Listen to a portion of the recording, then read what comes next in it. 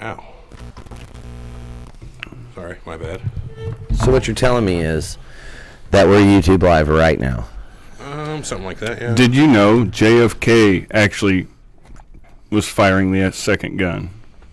Oh, he killed himself? Yeah, it was a suicide. Apparent murder, suicide. It was You ever supposed to see take how out Jackie O, too. His head goes like this? Oh, yeah. Actually, I thought it hit, and he just went, boom, straight into her Back lap. and to the left. Back and to the left. Yeah. How many times do you repeat that? Back Couple. and to the left. Back and to the left. Live streaming. Oh, JFK. Where were you when we needed you? He wasn't behind the grassy knoll. No, he was in the car. He was trying to audit the Fed. Yes, he was. All right, I'm posting our stuff to that big old Facebook in the sky. Oh, yeah. Surreal talk. Cults, conspiracies. What kind of talk and the is it? paranormal. Real? Oh, wait a minute, not just regular. It's not just real, it's surreal. I prefer super real. Super real. There you go. Super real talk. Welcome to Super Real Talk. It's we just don't fuck super. around. Look, I'm going to give everybody a glimpse of what I'm sitting next to here. Look at what this man's doing. You like that, Eric? Yes, ladies and gentlemen, he is knitting. I just picked this up. I don't know. Subconsciously, I just really wanted to knit. Well, I mean, you knit your little heart out. You ever see Demolition Man? No. Not in a really long time. That's Sylvester Stallone and, what's his name? Wesley Snipes, right? He got out of prison. He just really had this urge to knit. Is that when they had thought him out, yeah, because they gave him knitting abilities, and they gave Wesley Snipes like karate and assassin, and weapons control and all that. Yeah, I just don't know how to do that, man. It didn't take me about like 40 minutes to figure it out. It was pretty easy. Yeah, until I tried to make it like a glove. I'll never be. Until I started trying to do weird shit. I'm working on a scarf. This should take me a few months. I've been working on this for about 4 hours, this thing. And that's all you got? That's not even enough to wipe your ass. Maybe one time. You couldn't get a second wipe out of it. You couldn't finish it's not a full wipe, no. It's not even Hey, you guys know we're on YouTube, right? Well, right, but I mean, the dude's, he's knitting. Waiting for the show to start? Yeah, we're waiting on you. This is how I pass my time patiently. Waiting on you. I occupy myself with crafts and arts. Generally, it's said in the opposite. You know, I have a different hobby. I watch conspiracy videos. I watched videos of Bob Ross for about 4 hours the other night, and I just had to start painting when I got home. It's great. It's like he's the lesson for life. Bob Ross is because like if you mess up, don't worry about it. It's a bird now. It was a cloud. Now it's a bird. You just cover that right. Just cover that right on up. Now we paint these nice, beautiful trees, but we're not gonna be able to see all of them. We'll just cover half of them up. Yeah. He'll paint the whole background of trees and then paint buildings in front of the trees. It's like, well, what the fuck do you I don't think Bob for? Ross would ever paint buildings, but what do I? Right. Fair, yeah, you know what? Touche. All right, guys. You guys ready? Happy little chemtrails. All right, so I guess I got to cue up that We beautiful bean are footage. live. Yeah, roll that beautiful bean footage. All right, here we go. Let's do it. This podcast is brought to you by lineupmedia.fm. This one? That was a UFO beaming back at you. Now, they've been coming here ever since 1946, and they have been living and working among us in vast quantities ever since. The government knows all about them. These leaders have decided to repress this information because of the tremendous shock that it would cause to our antiquated system. I don't have to tell you things are bad. Everybody knows things are bad.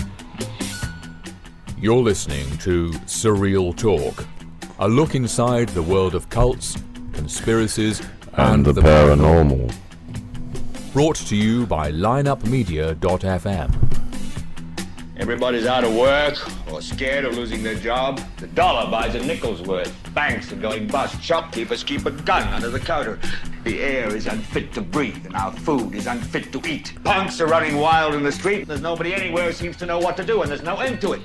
The whole truth about JFK, 9/11, Area 51, the Illuminati, the moon landings, Jesus and Magdalene, the CIA, KGB, and AIDS, the reptilian elite, Watergate, the New World Order, Bilderberg, the MK Ultra Project, the history of the world and the oppression of the human consciousness, and the truth about God, the devil, heaven, hell, and the delicate fabric of the universe. You gotta say, I am as mad as hell, and I'm not gonna take this anymore!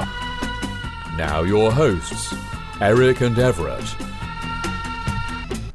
Bleak Bork, Surreal Talk, Bleak Bork, Lineup Media. They can't understand alien. Sorry, we did a lot of research this week on aliens, and I just started the show and talking like an alien. I don't know what. But anyways, welcome to Surreal Talk. It's a lineup at... You liked that, did you? You liked it. Don't say you didn't. A lineupmedia.fm production.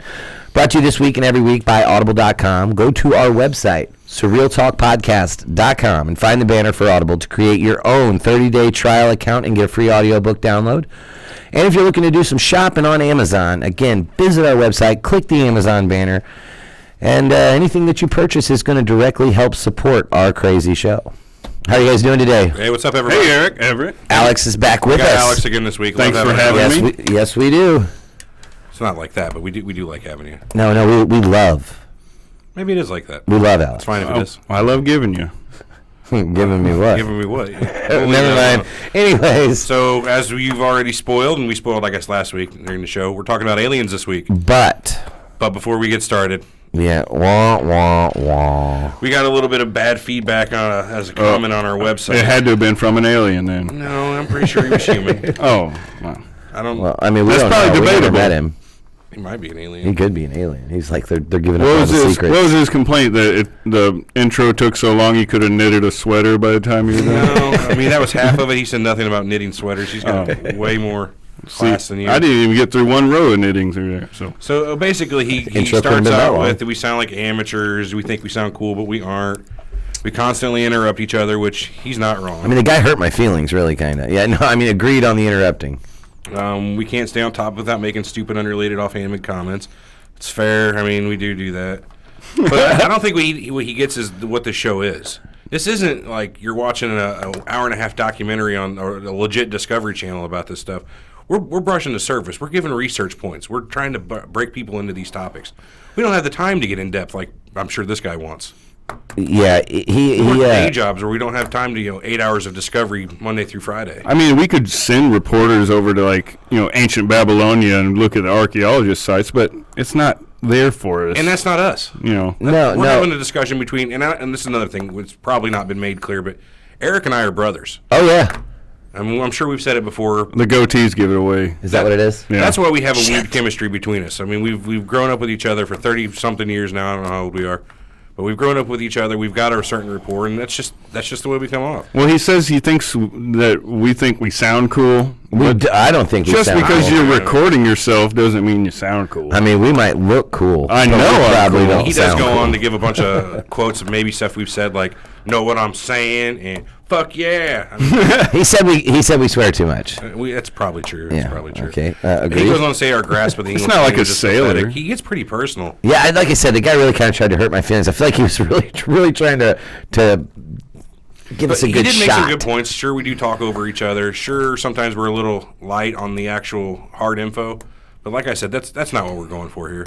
Yep, we want to talk about this stuff with you guys in a lighthearted manner. And we want to be more ambassadors to this world than I don't historians. mind. I don't mind just exposing people to the theories or You the don't mind ideas. exposing yourself to people? I love exposing all kinds of ideas to people. Right, I mean, and then Alex makes a great point. We're really a lot just exposing these ideas and theories to people, and if you're interested, give it another look. Yeah, I hope we don't come off like we're trying to be experts on the subject matter either. Definitely not. But it is definitive. something that we all find interesting and that we really get into. So I'd I like mean, to have a conversation with it. And a lot of you out there, I'm sure, would love to have a conversation with somebody if you had somebody around to have the conversation with. hey, speaking of which, didn't you say you were going to do something about call-ins from Yeah. now on, and maybe Not Skype from- phone calls not from and literally stuff? now on. No, but you But get what I'm saying. surely- In the future weeks, we're going to be starting to do taking calls on Skype and taking call-ins, and if you have something to say, I mean, We're ready to hear it. Well, a lot of normal conversations, you don't get into conspiracy theories. You can't just go out and talk to anyone about it. Right, that's the thing. Somebody's going to get upset. Right. So this is a place I can come and at least vent my feelings. My personal, a 9/11. That's my conspiracy that I really am passionate about, and I can't talk to people about it. See, I thought you had a conspiracy about jumping in and interrupting people all the time. Well, yeah, the guy did that. He already told us about that. He pointed that out for you? Yeah, we already know we do that. Well, enough of spending time on this guy. Yeah, we suck. Yeah, we're not pros. Yeah, we're not on NPR. But damn it, we have fun.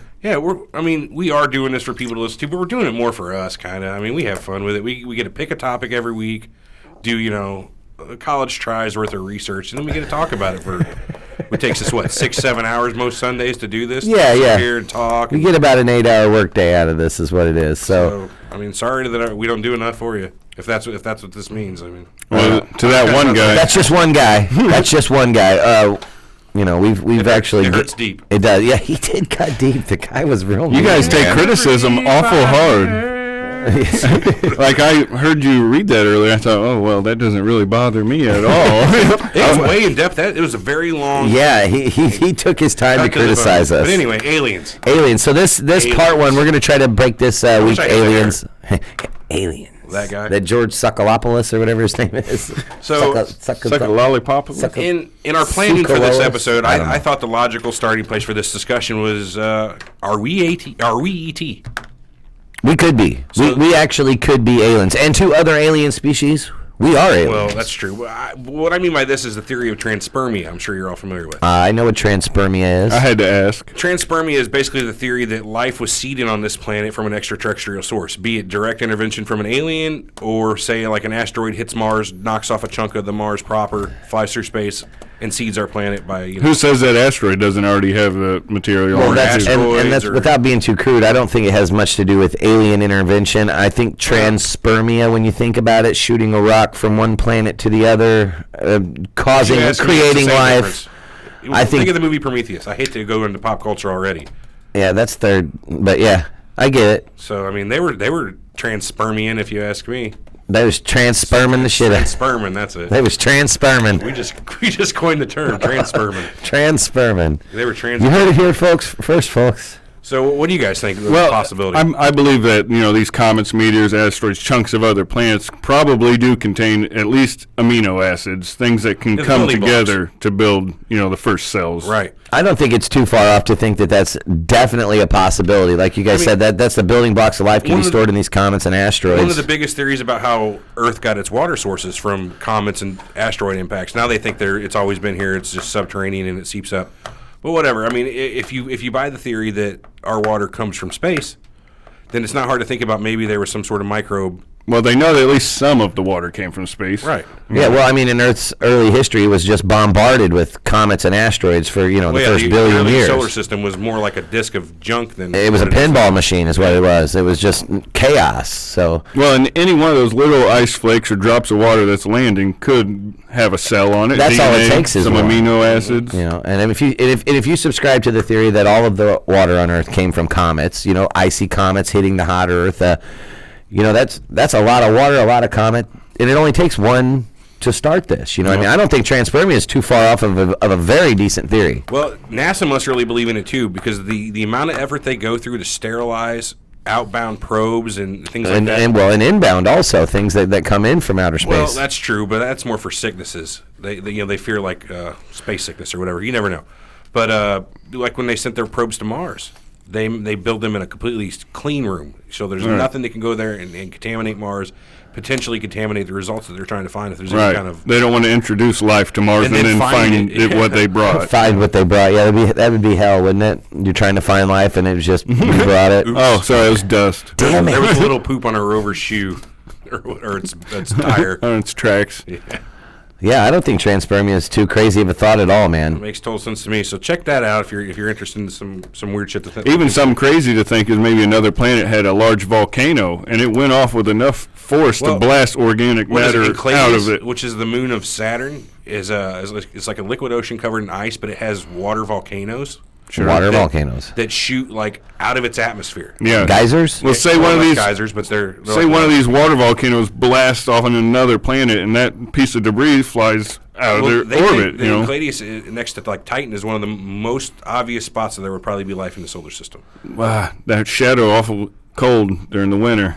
If there's a warm core, it doesn't matter about the outer. It could not even have eyes. But like those cave fish, it may not even need eyes. That takes us right to the next point that we wanted to talk about: alternate evolution of life. Because you're assuming that that life on other planets is going to evolve like it evolved here on Earth. Well, there's the question of intelligent life versus regular, just regular life. But I didn't even think we'd reached anywhere near intelligent life in that conversation. Fair.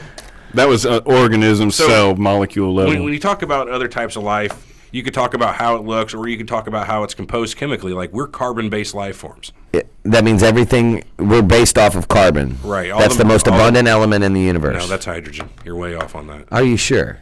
Yes. Okay, fine. So stars start out as hydrogen. I'm not willing to concede that point yet. Well, let me break it down for you. Stars start out as hydrogen. They fuse hydrogen to helium. Fuse helium and hydrogen into whatever the number 3 is, and so on. That's how you get your heavier elements. It would be carbon?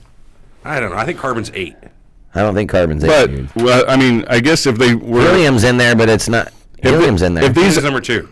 If these hypothetical aliens were in a different, even galaxy and solar system, they may be based on a heavier end of the periodic table, where they could be based on gold or lead or something. Carbon is 6. Carbon is 6. And then the rest of their molecules could be evenly spaced away like ours are, but higher up on the range, if you will. Yeah, it's just another way of building a building block of life. You know what I mean? Mm-hmm. Yeah, well, which I don't think that's been proven at all either. No, I mean it's scientifically possible, in theory, but there's been no silicon life found, though. No, well, it's just an alternate theory of how it could have came about. The movie with David Duchovny called Evolution, where there was a silicone-based organism that crashed on Earth, and it evolved at such a crazy rate. Like at first, it was just a little bitty mushroom. Was it like Venom? No. Oh, from Spider-Man? Then it started being like mushrooms that kind of popped out spores, and then life got bigger and bigger and bigger over the course of like a week or so, until there's this giant alien thing roaming through the desert they end up having to take out with I think they use dandruff shampoo. Sure. Because how arsenic for a carbon-based life form is a poison, they found that selenium for a silicon-based life form was its equivalent of... so Head and Shoulders was sulfate or whatever is like the main ingredient of Head and Shoulders. So they pumped that sumbitch full of that, and it killed it. Oh. But, it's just another type of life in the universe. Yeah. Man, I'm telling you, man. There could be so many different forms of life that evolve on just a different scale that we're even... I don't know, man. I try to think I can't wrap my human head around way life could evolve on other planets at far reaches of the galaxy. Well, I don't know. You know what I mean? There could just be so many differences. We're thinking like a humanoid shape. And that might not even be the case, man. It could be a blob. What about the blob? You know what I mean? Insectoids from so many jellyfish-like deal. Sure. I don't think that we should limit our thinking on how life could evolve just basically because of how humans evolved on this planet. Just because it evolved into a humanoid shape, and we evolved in a Goldilocks zone within the right temperature for ice to melt and everything else. Well, in another solar system, their Goldilocks zone may be totally different than ours. They may need superheated and swimming in nitrogen or something. They might not need water to live. They could have liquid methane. Could be that their water. Titan. Yeah, exactly. I just don't like to narrow it down to try to think that they evolved. Any alien life form could have evolved like a human did, with just all the different variables involved. Why would we think that they did it like we did? You know what I mean? That's a good question. So, moving on, the question comes up is how, if life isn't just on this planet, how much life should there be out there? Like, for instance, in our galaxy. And a man named Frank Drake, developed an equation in 1961. Eventually called the Drake equation. Yeah. That's not just a clever name then. No. To help kind of work out how many species or civilizations, intelligent civilizations there should be in our galaxy.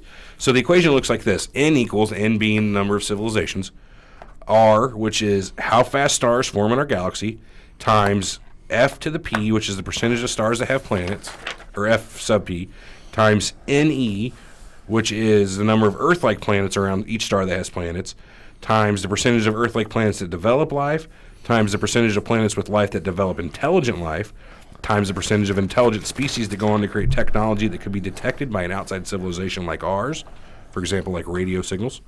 And then you multiply that finally by the number of years an advanced civilization takes to release detectable signals. Okay, hang on. I've got that equation in front of me. and I still don't understand anything that he said. So maybe, and I'm saying I'm looking at it. So can you try to explain this to the listeners and viewers to make this maybe just a little more simple? Because this is kind of... So basically what they're saying is if you look out in space, there's a certain number of stars, right? Okay, yeah, and I've always heard the thing that there's more stars in the sky than grains of sand in the ocean. There's 100 billion plus stars or whatever in our galaxy. So there's 100 billion plus an amount of galaxies those in the universe. Stars that have planets, right? Okay, yeah. So that's a fraction down. This is the equation. Then there's a fraction of those planets that have Earth-like planets. Or a fraction of those stars that have Earth-like planets. Right. There's a fraction of those that could support life. There's a fraction of those that supported life that became intelligent. Intelligent enough to send out a signal. Intelligent enough to send out a signal. So it boils it down and down and down. Okay, just to be clear, I understood it, but I didn't like the way he explained it, so I want you to go back through it again because it was... One of the big problems with that equation is the time constraints. Like, these civilizations could have came, produced their radio signals, and then died before their radio signal ever traveled far enough for us to see it. Right. So even if we received one of these radio signals or technological beacons, if you will, from another planet, they may have already went extinct by the time we react. If something's 10,000 light years away and we just received their EM signal, it happened 10,000 years ago. That travels at light. So exactly. You're going to have a hard time. Snail mail to the max. Yeah, and even getting a message back saying, yes, we saw you. That's like dial-up. That's like trying to check your email on dial-up. 20,000 years, a little worse than dial-up. You've got mail. The guy who said that's long since dead is famous. Yeah, you hope they wrote it down in some gold or something. I found an article on Business Insider that did a pessimistic and optimistic values for the Drake equation. Business Insider, weird, whatever. Still the same equation. These guys are math nuts, so it makes sense that they try to figure something like this out. So they start out with the rate of star formation is the same, 7 stars per year. The fraction of stars with planets, pessimistically, they said 80% of stars have planets. Optimistically, 100% have planets. Right. So then they said the number of Earth-like planets per planetary system, pessimistically, half of one, optimistically 2. Okay. So you're seeing a range coming up here between worst case scenario and best case. And that's per star. Right, and that's per star on that level. So on for the next part, which is the fraction of Earth-like planets that evolve life, pessimistically they said 1% would evolve life. Okay. Optimistically, 100. See, I'm much more leaning towards 1% on life. Right. But this is just because it's in a Goldilocks zone. This is going to, at the end of this, is going to give us a range. Okay. So then there's the fraction of life-bearing planets that evolve intelligent life. Pessimistically, 1% of the ones that evolve life will be intelligent. Optimistically, 100% that evolve life. There's no way it could be 100%. Exactly. That's why I don't like this list already. Well, I mean, it's the pessimistic and optimistic, so it's somewhere in the middle. I like the median. Give me 3%. Well, that's the great thing about this equation. You could sit in your basement, put a spreadsheet together, and put all the the times and stuff, and then just work with your variables. Okay, I figure it's going to be 80% this time when looking at it. Because they have no way to measure any of those variables, so they can't actually. But that's why it's an equation. If we could fill in those numbers perfectly, we would know. Right. Yeah. Or even a few of them would help. And there might even be more values that take into consideration than what this guy has, but this is a pretty good start. Anyway, the fraction of those intelligent species that develop communication technology, pessimistically they say 50%, optimistically 100%. But then again, on our scale, we're reading 1-to-1. Well, intelligent life created it, so we know this, so it's 100%. At least on our planet. Right. Well, that's all we can measure. The length of time technological civilizations actually communicate. So the times that they're may have ascended and are putting out something that's communicable, like radio signals. Right. And the thing is, you have to be in that time frame. Right. If you pass it up or before it. So they say pessimistically, there's a 100-year window. If you think about humans, we're almost right there. That's 100 years. That's when did the first radio signals start going out? Late 1800s ish. 1880 roundabout. Right. Oh God, that's like that's kind of bad because if you got only about 100-year window, 150 maybe by the time we get done pushing TV and shit out like that or whatever. Good thing we're doing a World War III episode. Pessimistically 100, optimistically 10,000 years. So that gives us a range of total number of civilizations in the Milky Way galaxy right now to be either 0.014 civilizations really on the pessimistic level or 140,000 on the optimistic side. Ooh. So let's split the difference and say there's probably somewhere around 70,000 civilizations according to the Drake equation. Well, if you split it completely, I would say even if you go just 10% over pessimistic, then you've got 10 of them or whatever. That's better than even 10 individual civilizations other than our own. I mean, the galaxy's huge, but that's good news. That's a light at the end of the tunnel. Sort of. Even if you have 140,000 of them, say that 10,000 years is your length of Your time to ascension or see whatever. them. Yeah. Think about how old our galaxy is, 10 billion years ish. Our sun is kind of a mid-age, 4.5 bill. roughly. So say you give them 10,000 years each, and there's 140,000 of them. That means there's only roughly, I think, if my math is right off the top of my head, and I could be wrong by an order of magnitude here, but 2 civilizations in our galaxy at any given time capable Of communicating with each other. Or no, not of communicating with each other. Just of communicating. Just of putting some sort of detectable signal out, more or less. Okay, some sort of signal. So in the And then that's kind of depressing then. That's way depressing. Yeah, because that means it's us and one other one. Yep. And they could be on the fucking far reaches through the galactic center. 100,000 light years away. Exactly. I mean, we're on an arm on the one side, they're on an arm on the other. Right. And that way we would never detect, make contact, or anything. That's it. We got to kind of find a way to get across these great expanses. You can easily. obviously take a lot of that out because the first forming parts of the galaxy. I guess if a star forms, it might have let's just say there's a lot less stars at the beginning of the galaxy than there are now. Right. So you're going to have a lot more of a chance more recently than in the beginning stages. So you can kind of skew that to be there would be more recent ones than there were originally, just due to the amount of stars in the galaxy. Then you could throw in galactic collisions and things like that, where you pick up stars or you throw stars out. Well, that could be a civilization ender. Well, say you got a civilization that's doing really good. Bam, asteroid. Well, at the beginning of the, universe, everything would have been much hotter, and I think that would have been detrimental That's the galactic to life. background radiation you're talking about there. Right, and not only that, but since things have cooled off more, maybe now life has a better chance to flourish easier. I mean, very well. But so, back in the 60s when Drake was talking about this, and it looked like, honestly, there should be a shit ton of civilizations. Oh, no, you know what? I'm just reading, I'm rereading the equation. So that 140, God, I sound like an asshole now. That 140,000 number is what there is right now, not in the length of the history.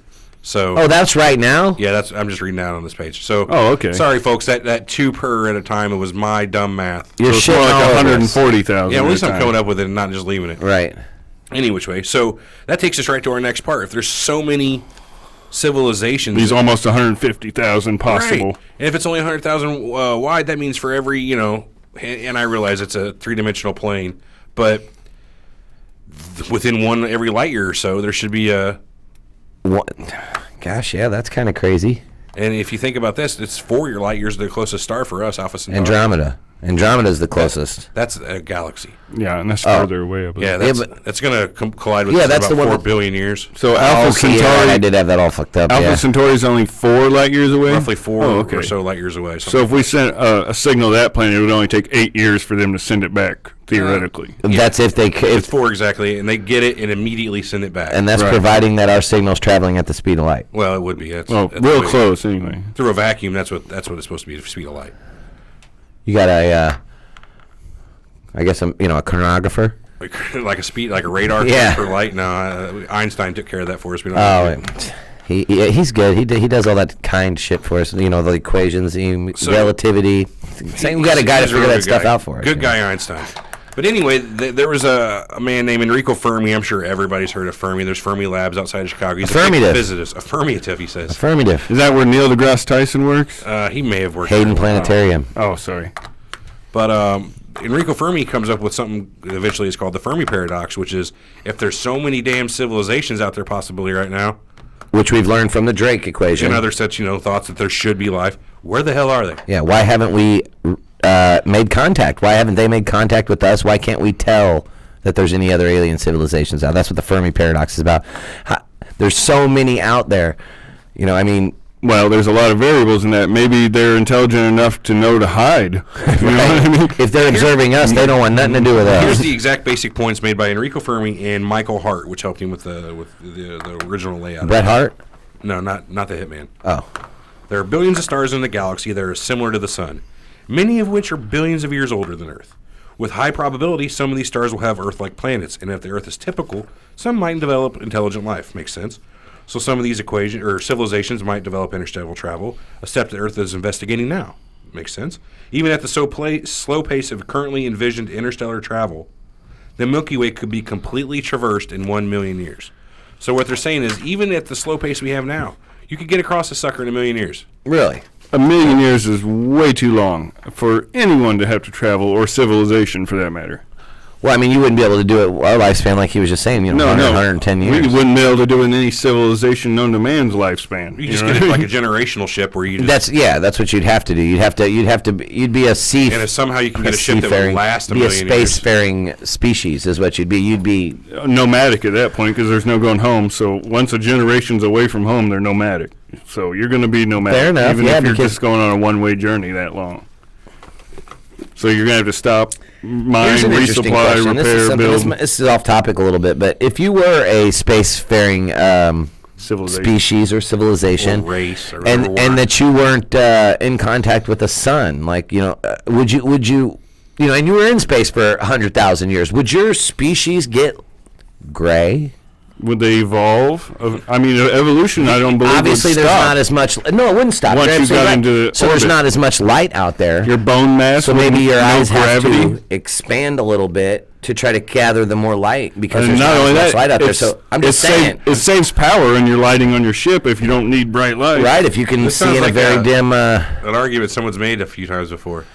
We'll get to that. It's off the top of my head. We'll get to that. I have never heard it, so I was just playing. So with the Fermi Paradox, it's pretty good. It makes a good point. Where is everybody? So you got to ask the next question: how are we looking to find this life if we think it's out there? With binoculars. With binoculars, that's one way to start. Just look up in the sky with your binoculars, see if you see a ET going by, give it a peace sign out. Yeah, where is everyone? Galaxy. Well, I guess if we're not looking for them, we're definitely ain't going to find them, are we? No, we got to be looking for them. So I look up every night. I haven't seen shit. Well, I saw one UFO, but we talked about that last week. Yeah. Remember my weird thing I saw? That's the one thing. Oh yeah, your smoke monster. That keeps me thinking that there's something else going on than what's right in front of my eyes. That's the only thing that I've ever seen that I don't know about aliens, but spaceships for sure. Well, we do have spaceships already. Those are coming, man. I've seen them. So we're searching with things like Kepler, which is the Kepler Space Telescope. It's an observatory that's out in space. Does it similar just to Hubble. Pick up a visual light, or is it a radio? It's basically used to detect planets traversing. They're using the traversal method to be detected. Where the planet dimming of lights, right, passes in front of its star, and they'll notice like a 0.5% dimming in the output of that star. All right, lumens or whatever they measure. Luminosity is in the luminosity of it, right? So they can tell, brain training how big a planet is by how much light goes across it. What, your laptop just died? Beautiful. It's weird. Is it still recovering from the soda from last week? It comes on when it's closed. That's so weird. I don't know. We also use the probes like we were talking about earlier. They're like the MARBS probes, the Truth, and what was the other one? Sojourner, Freedom, or whatever. We've had a whole bunch of probes we've sent to. I was wondering about that Kepler. When the lights dim, does it only pick up the visual light range, or I guess it picks up every spectrum that the stars I'm not sure. throwing off? That's a good question. I'm not sure. It's way more than just visual. I mean, sure. Everything they can put a sensor for, huh? That's probably. I don't know exactly how the Kepler works. I don't know if it's a radio telescope or if it's a. I bet it's got every bit. Why wouldn't it have every? Isn't it brand new? They just ship it up years, there. Yeah. It's already found something like 2,300 or something exoplanets itself, which is more than half of all the exoplanets. Did you talk about Hubble? I haven't mentioned it yet, but Hubble's another way. That's more astronomical. Okay, so for people that don't know, and myself, what would be the major differences between the Kepler Space Telescope and the Hubble? Kepler's looking for planets. That's its whole gig is to look for exoplanets or habitable. Is it just looking for planets or Earth light? Oh, it's looking specifically. For any okay, it's not. It doesn't have the resolution to where we can find the smaller Earth-like planets. It finds them, but it's much easier to find your big Jupiters. Okay, so basically it can differentiate between a gas planet and a rocky planet, or is it just size difference? Size difference, and I'm sure there's some way they composition. Can tell right, they know when it's how close it is, what it's made of. They figure all this shit out. Again, you can look this stuff up. We apologize, but we're not scientists. I am. Well, you're a backyard scientist. There's a difference. Yeah, I mean, I'm not a very good scientist, but I'm a scientist nonetheless. I didn't say anything about being established. Voyager and the probes of Saturn. Voyager 1 and 2 systems. But we were talking about it before that I don't think Voyager so much is a search for extraterrestrial life more than it's a time capsule and just an easy way to. I mean, that's a good way to look at it, is as a time capsule. Because of what they put on it, they put on a map more or less to Earth using 13 pulsars. Yeah. They let anyone that finds this know we're here. This is how you can find us. But it's not like your interstate maps. Yeah, this is something weird. So they made a 3D map, basically, of the locations of 13 certain class of I lost pulsars. all my tabs. Wow. Because pulsars are easier to see because they flash. Well, it's not that they have a specific spin, and it's like a fingerprint. Oh. So if you mark that spin on there, and then you've got your other 13 ones that are shown to be a certain distance apart, you can basically use that as a map. Like a big and then guide they mark stone. our place in the middle of all that. That's where we are. So that was put on there. There was also stuff like some music and other things put on there, but they sent that out towards the edge of the solar system, late 70s, Voyager 1 and 2? Yeah, and I believe Carl Sagan was the one responsible for they charged him with the Making the recording. What do we put on here? Yeah. What should we? It's a good question. I mean, you're sending it out. You got to have your Right. I mean, if the chances are that this could be found by an extraterrestrial species, what can we put on here? I mean, you're basically trusting like the smartest. What was he? Just the smartest guy that had to do with astrophysicist. Like your Neil deGrasse Tyson's. He was a really great science communicator too. He could break it down for people. That was important. He could convey his message easily without confusing you. You know what I mean? Mm-hmm. That's what I like about Neil deGrasse Tyson. I don't get all jumbled up in big words and shit like that. He doesn't bog you down in semantics. You know what I mean? He gives you the basic idea about it, and like, oh yeah, well that makes sense. Sounds familiar. Huh? I mean, I don't want to get all high and mighty, but that's kind of what we do. Yeah. Hey. Except we don't. He at least. Are you saying that we're the Neil deGrasse Tyson of conspiracy radio? Well, maybe of conspiracy cult and paranormal radio, but no, we're not that smart. We're definitely not astrophysics. We do something similar, but no, we don't do the same thing.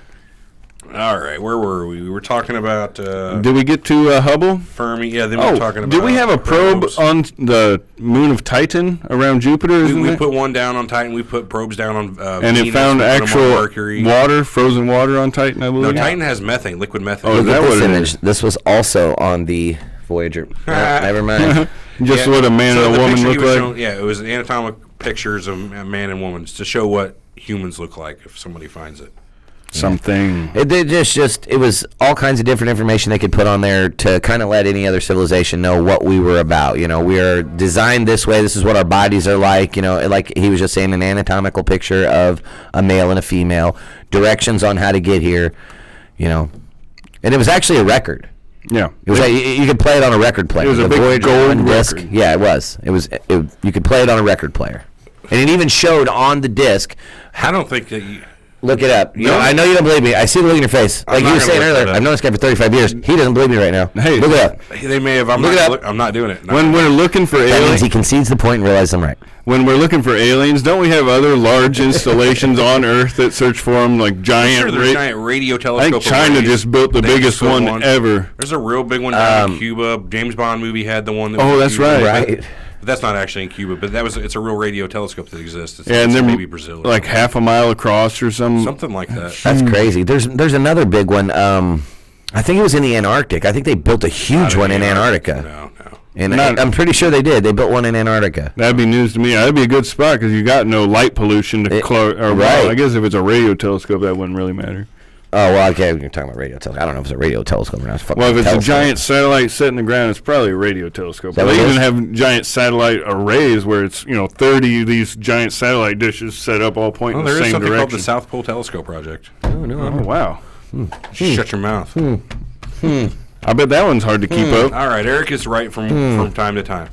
Twice in a row? This never happened. 2 times in a row? I thought the logical way, though, moving on to end this episode out, was a discussion on the Kardashev scale, which you guys hadn't heard of before I told you about. Kardashev? I have never heard of it. Yeah, the guy was Russian that originally came up with it. Let's see. That was a lucky guess. I have no idea what it is. I think I drank Kardashev vodka before. So the original Kardashev scale in 1964 defines three levels of civilizations based on the magnitude of power available to them. So they say as a type 1 civilization has the ability to harness all of the energy created on your own planet. Be it tidal energy, wind energy. Okay, so let me stop you there. That means all everything. Together. Geothermal, solar. But let me ask you one more question. It's not saying that they can harvest this energy from there. They can just harvest an amount of energy equal to what you can get from your planet. There's like a mechanical equivalent of power, so to speak. Okay, so what you're saying is they're not harvesting all wind technology, all wave technology, all that is completely set up for exactly. There'd be no room to live. You got solar detectors. You got windmills everywhere. So what that means is level 1, you can harness the equivalent of all the energy harnessable. Fusion is the big deal here. Okay. So if you can get something like fusion where you're just taking an amount of hydrogen and fusing it into usable energy. Using helium, the byproduct gives us energy out of it. Like our sun. Exactly. Right. It would take something like, I don't know, several 100 billion tons of hydrogen to do this a year. But luckily for us, it's basically only the equivalent of 1 square kilometer of seawater. Really? And if we were to try to exhaust all of our seawater by fusing it into helium and to create energy out of it, it would take over trillions of years. So if we were to find out a way to take the hydrogen out of water, fuse it into helium, take the byproduct. And you're talking about nuclear fusion is what you're talking about. Yes, fusion, just like the sun.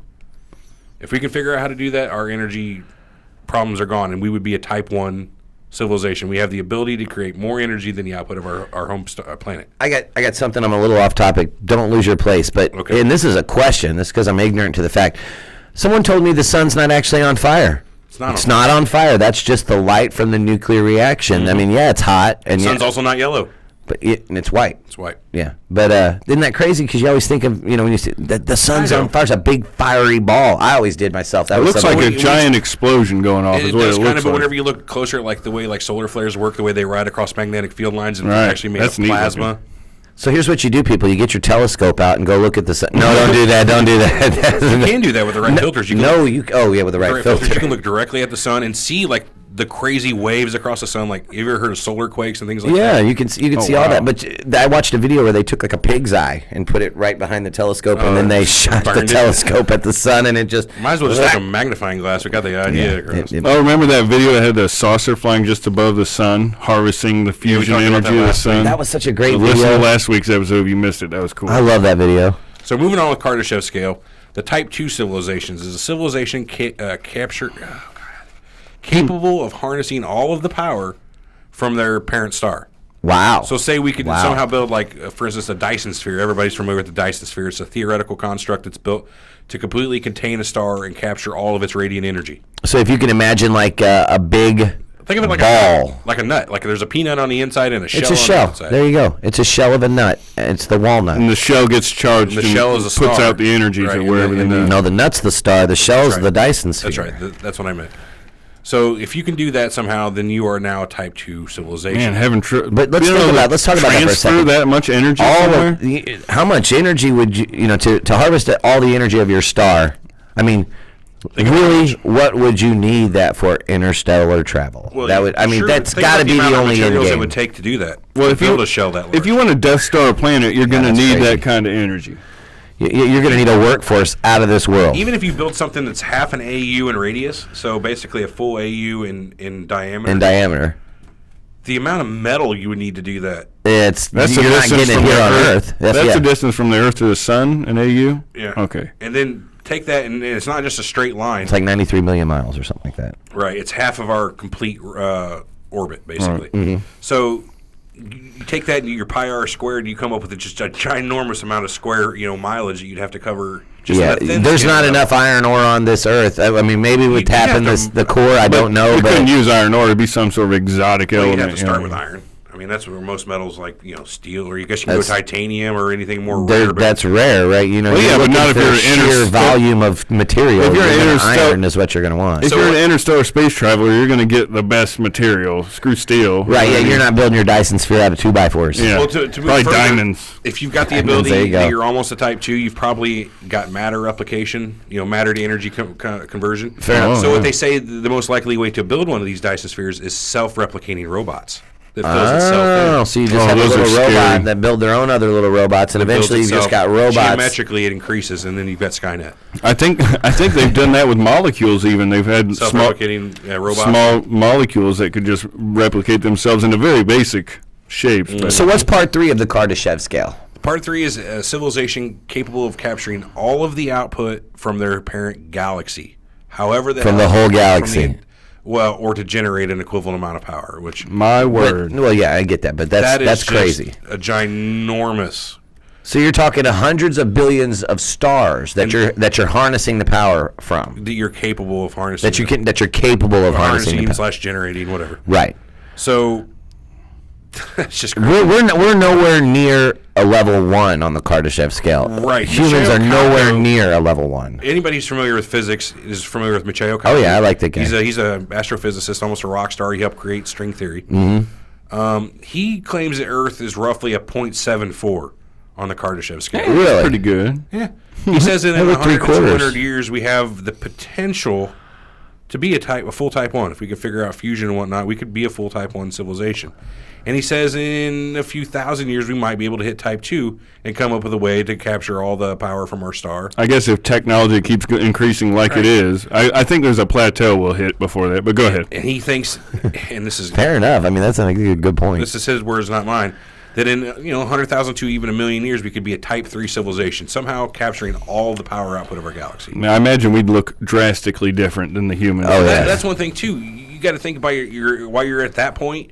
You don't need energy like you need. You're probably not even a corporeal being at that point. Right. You don't have a body, so to speak, probably. And then you probably wouldn't even be the same civilization. You By don't then, have the energy You've you rose need. above your humanly shell. Well, not just humanly, your corporeal shell. You're real. You're spiritual now. well, if you can transfer your matter to energy, you are probably a being of energy at you this could, point. I mean, you could be I technically. mean, are we delving into the spiritual realm here? I mean, well, that depends on what you believe, I suppose. right. So there's extensions to the original scale that go on to say that a Type 4 is a civilization that can. And this was not the original the original Kardashev scale. It's, People adding on to it. For instance, there's Barrow's micro-dimensional mastery that has up to 7 types. But the going along the traditional scale to move it forward is the Type 4, where you can harvest all the potential energy in your universe. In your universe. Right. Assuming there's more than one universe. You're Well, just you're your all universe. powerful. If Everything you know in your reality. Oh, in your universe. I like. Okay. Well, there's a okay. part 5 Okay. that goes on to state not only can you take yours, you've mastered extra dimensional travel, and you can tap multiple That universes. sounds like Lucy. You ever see that movie? And I love that. I didn't movie. like it. He hates it. I loved it. It's great. Not a big fan. Great movie. Scarlett Johansson. Then Johansson. there's a whole Yeah. other type of a Kardashev scale rethinking that was done by John Barrow, and it basically it goes by the fact that It's the one that goes down in scale. no, hold on. He's stuffy. So, in his scale, Type 1 is capable of manipulating objects over the scale of themselves. So, like, you're able to build structures, you're able to mine and join and break solids, like standard object manipulation. That's Type 1. That's not- not, we're there. But not creating or decreasing the mass at all, just rearranging. Right, you can't do that really anyway, but Type 2 is capable of manipulating Debatable. genes and altering the development of living things, transplanting, replacing parts, etc. So, like, genetic engineering, that's Type 2. So we're there. Yeah, we have GMOs, man. Right. So, and then Type 3 is capable of manipulating molecules and molecular bonds. So you can manipulate objects at the molecular level. I don't understand exactly how they mean with either I technology. think nature does all of those things already. Well, I mean, everything exists in nature, so yes. Going on, though, Type 5 is the ability to manipulate at the atomic level. So engineering nucleuses and whatnot like that. That's And then- subatomic. Well, that's true, I guess. I meant nucleons, not nucleus, sorry. Nucleons. Nucleons. Type 6 is able to manipulate the elementary particles of matter like quarks and leptons and things that create your subatomic particles. And the Omega, which is I guess level 7, is capable of manipulating the basic structure of space and time. Oh wow, you're talking So- like Doctor Strange. God mode. God mode. God more or less. mode, right, yeah, God mode. Q from Star Trek. I mean, I can make something exist. I can make something not exist. Yeah, easy as that. Time isn't a thing. It's Well, just we I talked about exist. this. They don't have the same constraints that we do with space and time. They might be able to access time like we access space. Right. You know, And that's such a cool theory to me and a nice way to entertain it. Yep. So yeah, that's basically it. There's just two different ways to think about how to classify a species: either by the amount of energy they can create and use, or by how much they can manipulate reality, be it at a construction level or all the way down to a space-time manipulation. So That's pretty gnarly shit, man. Yeah, I mean, if there ever has been beings of that kind of magnitude, there's no reason they wouldn't have stopped by just to check out Earth. Boom, they're there in an instant. You know what I mean? They got them godlike Because we're powers. assholes. That's why I tell everybody. Why wouldn't aliens come talk to us? I wouldn't talk to us either. Maybe I they mean, did. as a whole, I think they did. as a group, humans are pretty. well, there's the just- old saying that a person is smart, people are stupid. dumb. There you go. And I can believe that so much. Is that like you even said this on one of our other episodes, Alex, and I don't remember which one it was, but in small groups, people are fine. And Yeah, sure. But when you get into bigger groups, it's just like wild animals. Yeah, yeah. I mean, like herding buffalo. They're terrible people in the group, which doesn't work. Yeah, it's humans are terrible. Terrible. I guess that's pretty much all I had for part one. Anything you guys want to round out with on this? No, I liked part one. Part one, I'm happy with. Yeah, I thought it was pretty good. So. I'm happy with that. So let's do our outro here, you guys. Remember to like us on Facebook because we've been having a very big Facebook presence lately, and you know. What's our address to Facebook? What do you do? It's a surprise. Surprise. You go to facebook.com/Surreal Talk. You can also find us on Twitter at Surreal Talk Show, which we have quite a bit. A little bit more. We've got a good Twitter following now. I'm trying to get on there and do a little bit more Twitter stuff. We got 600 or so followers or something. He's tweeting people. I'm trying. I'm letting people know when our new episodes come out on Twitter. I'm calling him Tweeter. You shut up. Yeah, he's the little brother. In case we didn't make that clear earlier. I exist just to give him shit. That's pretty much it. Also, thanks, Mom. Just search Surreal Talk live stream, and you should be able to find us fairly easily on YouTube. Yeah, on YouTube. That? Yeah, I did say that. I think on just about everything. Yeah, I mean, just search Surreal Talk. It really doesn't matter where you search it at. And we get some more YouTube subscribers. We'll get our own YouTube custom URL. We're getting there. We're getting there. We are. Another week or two, we should. Also, remember to give us a review on iTunes, Podbean, I really Stitcher, wish the guy we talked about Google Play. At the start of this episode would have taken it to an official channel like iTunes and give us a 1-star. And did he should have gave us a 1-star rating. Just commented on our website. So if you're listening out there, I'm not going to say your name because I don't want to blow you out, but. Go make it official, Pally, if that's the way you feel. I don't want people to go to iTunes and be like, look at all these 5 stars. These guys are probably the fucking tits. You know, they're the best. Hey, how do you think he knew so much about the show? He's probably listened for a while. Well, he said I've been on the show all day. What do you mean? So, anyway. It's a conspiracy. Give us a real rating. Do it in an official channel. I mean, if you're paying us, you can even rate us. You can go to Facebook and rate us also. There's a little thing on our Facebook page that lets you can rate us 1 through 5 stars, whatever you guys feel like. Probably a government agent trying to disqualify. So we're going to wrap this up. You can also email us at info@surrealtalkpodcast.com. And always remember to like, comment, share, subscribe on YouTube, Facebook, Twitter, or whatever you listen to us on. Thank you for listening. This has been Surreal Talk, a lineupmedia.fm production. I think Pigpen's trying to plug a book here. Operation Paperclip. Subscribe. Yes, subscribe. I'm going to check out anyway. Subscribe. Catch you next time. Audible.com. Peace. I'm hot in here. It's getting hot in here. So